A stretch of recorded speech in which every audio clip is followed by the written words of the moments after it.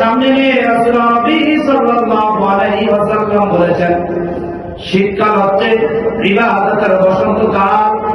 কেউ যদি শীতকালে যদি আল্লাহর বেশি বেশি করে ইবাদত করে, সে ব্যক্তি আল্লাহর প্রিয় মাহবুব বান্দা হতে পারবে। সুবহানাল্লাহ। শীতকালে প্রথম যে ইবাদতটা, অন্যতম যে ইবাদতটা রয়েছে, সেটা হচ্ছে নফল সিয়াম পালন করা। কেননা শীতকালে দিনটা হয় অধিক খাটো, রাতটা হয় বিশাল বিস্তৃত। আপনি যদি রাতের একেবারে শেষ প্রান্তে যদি সাহরি খেয়ে যদি আপনি নিজের রোজা যদি রাখতে পারেন, শীতকালে আমাদের বেশি কাজকর্ম থাকে না। যারা আমাদের গ্রাম অঞ্চলে কিংবা শহরে থাকে, ওইভাবে কাজকর্ম থাকে না, ছোট্ট হয় একটি দিন এবং আমাদের দিনটা অতীব সহজে চলে যায়। তাহলে শীতকালে ইবাদত সমূহের মধ্যে অন্যতম ইবাদত হচ্ছে বেশি বেশি করে নফল সিয়াম পালন করা। নফল সিয়াম পালন করা, কেননা দিনটা হয় ছোট, রাতটা হয় বড়।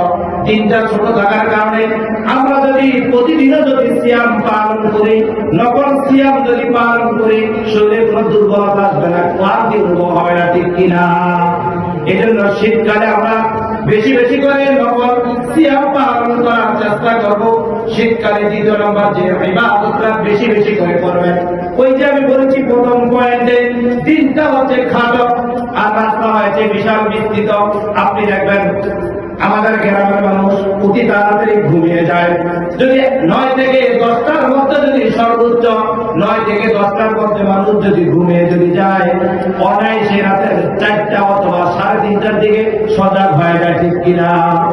আপনি যখন সজাগ হয়ে যাবেন, তখন আপনি সুন্দরভাবে উত্তম রূপে ওযু করে আল্লাহ সুবহানাহু ওয়া তাআলার জন্য, আল্লাহ সুবহানাহু ওয়া তাআলাকে সন্তুষ্ট করার জন্য আপনি সালাতে দাঁড়িয়ে যাবেন, তাহাজ্জুদের সালাতে দাঁড়িয়ে যাবেন, আপনি রুকু করবেন, আপনি সিজদা করবেন, আপনি অন্যান্য ইবাদত বন্দেগী করে সালাত সমাপ্তি করে আল্লাহ সুবহানাহু ওয়া তাআলার কাছে দুগালা হাত উত্তোলন করে দোয়া করবেন।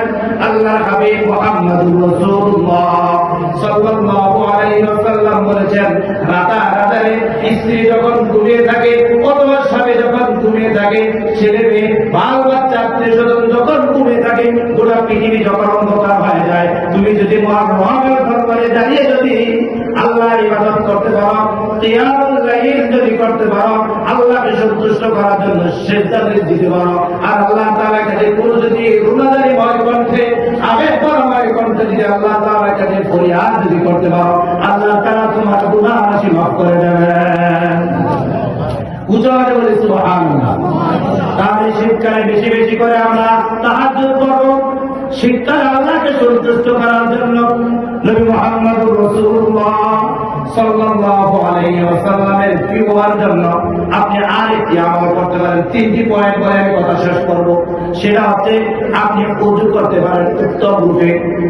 শীতকালে মানুষ ওযু করার আগে ভয় পায়।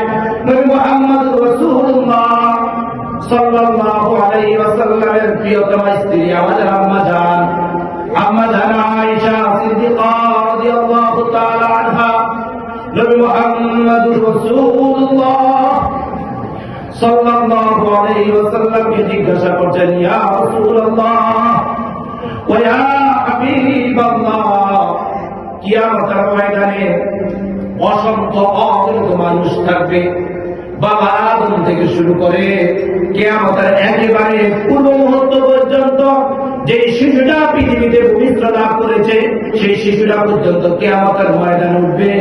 ইয়া রাসূলুল্লাহ ওয়া ইয়া হাবিবাল্লাহ, আল্লাহর হাবিব, আপনি আপনার উম্মতদেরকে কিভাবে চিনবেন?